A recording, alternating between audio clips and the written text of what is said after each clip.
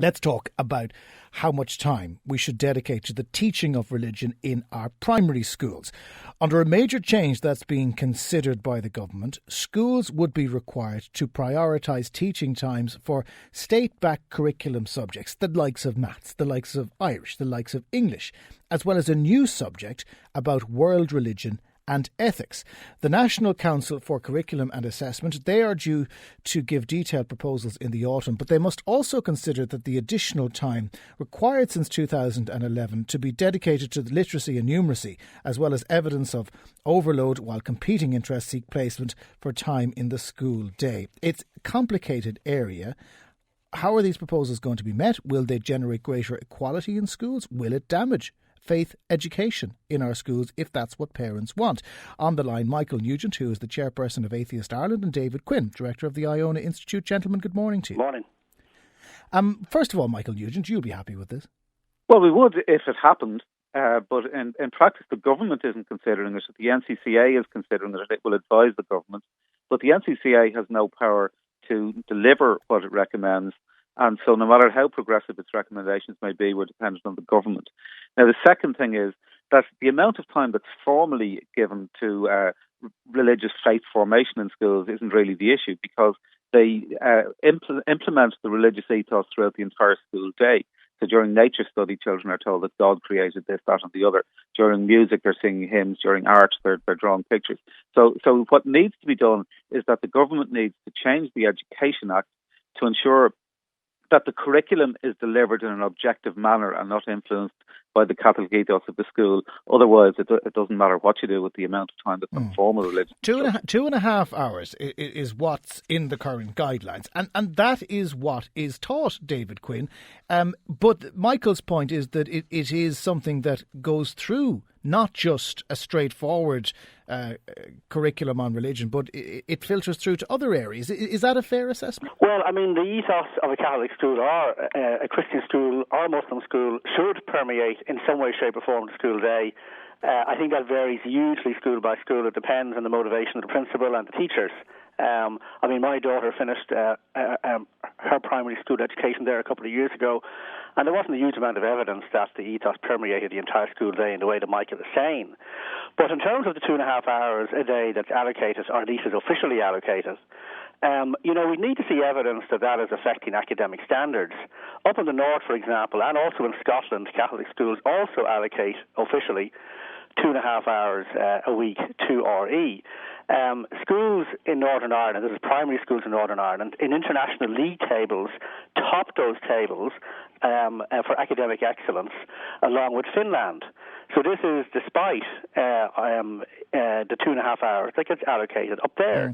But at the same time, it might be considered to be 2.5 hours in certain years. But there are some years, and most notably second class and sixth class, where it's an awful lot more than 2.5 hours because of the sacraments that are being administered. Again, my daughter did her confirmation there a couple of years ago, and what tends to happen, I've spoken to teachers about this, is that for a good chunk of the year, in First Holy Communion year and in confirmation year, the first part of those academic years, not much RE is taught at all, and then it kind of gets backloaded, if you like, into the second part of the year. But there was a piece in the Irish Times. Just my own experience. I don't think that's necessarily what happens in some schools, because I know that the First Holy Communion, it's a big, big deal, and they spend a lot of time preparing for it. That does take away from the academic side of the year. No, I mean, it does seem to vary. But there was a feature in the Irish Times a few months ago, and it was interviewing teachers about the amount of time spent teaching RE. And the kind of consensus was that while it's supposed to be 2.5 hours per week, in fact, it's a lot less than that because of curriculum overload.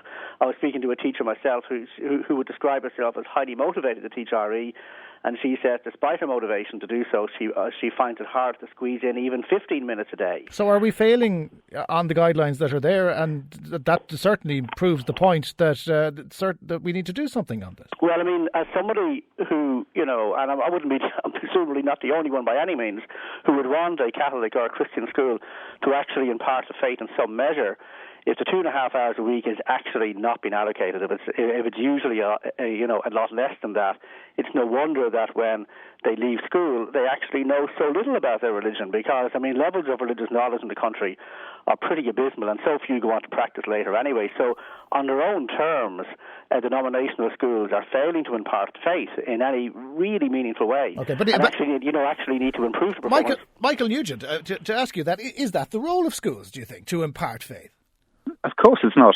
The schools are funded by the state, and the state has an obligation to treat everybody equally, regardless of their religious or non-religious beliefs.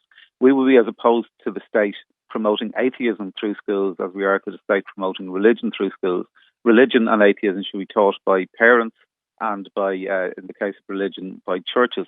Now, David is lucky enough, or presumably from his perspective, unlucky enough to have his children go to a school where they're not taking religion that seriously. But in a lot of schools, they do, and they permeate it throughout the entire curriculum. And when you take this new course that the state are talking about, which is supposed to teach objectively about religion and belief in ethics, they already have a similar course at second level. And what they do in second level is, and again, if you go back to the idea of how much you can fit into the curriculum, is the schools just merge that with the faith formation rather than teaching it objectively. So I don't think this course is at primary level is going to help, again, unless the government changes the Education Act to ensure that the curriculum is delivered objectively, which is what the Irish Human Rights and Equality Commission has recommended. David, when I went to visit an Educate Together school, I was fascinated because I assumed that they wouldn't have religion because that's their thing. They don't do religion, but they are obliged, as a non-faith school, to talk about religion for the same amount of time as other schools.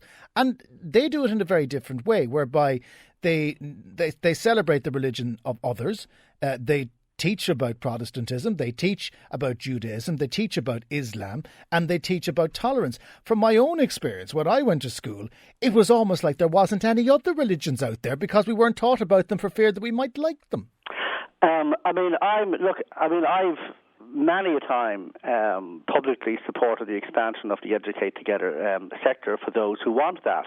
And my point all the time as well is that it should be a matter of parental choice.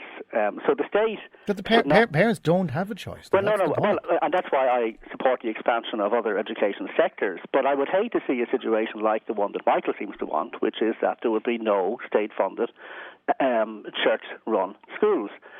Because that would deprive parents who do pay their tax of that choice. So I'm for a pluralist education system.